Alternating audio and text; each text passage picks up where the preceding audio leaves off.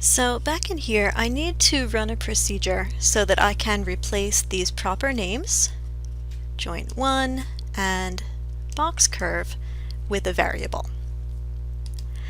Inside of Mel, making a procedure is really easy. I'm going to write out proc, P-R-O-C, and I need to give my procedure a name. So we're going to call this one align curve. Oop, we can't use that because it is already a command. So we'll say align CRV. Procedures can declare variables inside of a pair of parentheses. Those parentheses are very important even if you are not declaring a variable, which at this point we're not ready to do yet. And then I need an open curly bracket. When I press enter, Maya will put in the closed curly bracket. Everything inside of those two curly brackets will happen every time I run this procedure. So these are the things that I want to happen inside the procedure. I'm just going to cut them and then paste them in here. Oop, let's make sure that you are nice and lined up, friend. So those are my two things. Now, what I want this procedure to do is I want it to look at two things that I have selected. So I am going to make a variable out of my selection. The variable we're going to need is going to look at names, and names are characters. So I'm going to make a string variable by typing in the word string.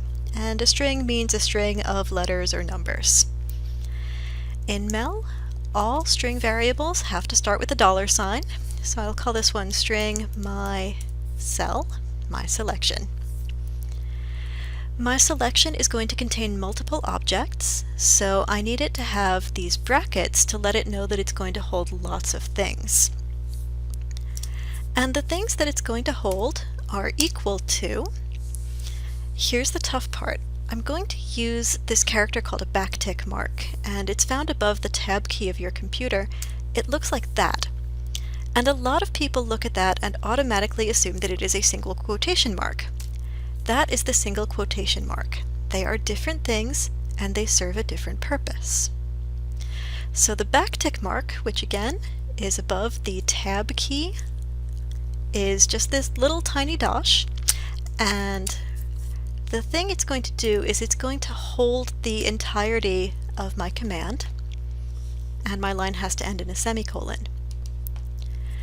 The command I'm going to use is the ls command, or the list command, and the thing that I want to list is my selection, which is the flag SL.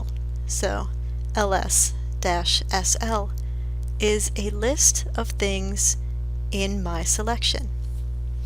So what I've got here is a string variable, which is a bunch of text. The string variable holds a matrix of options, that's what the brackets mean. And what the string variable is going to be looking at is my selection. So this is my procedure. This is my variable.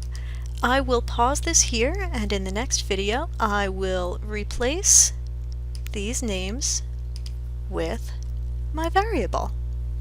See you soon.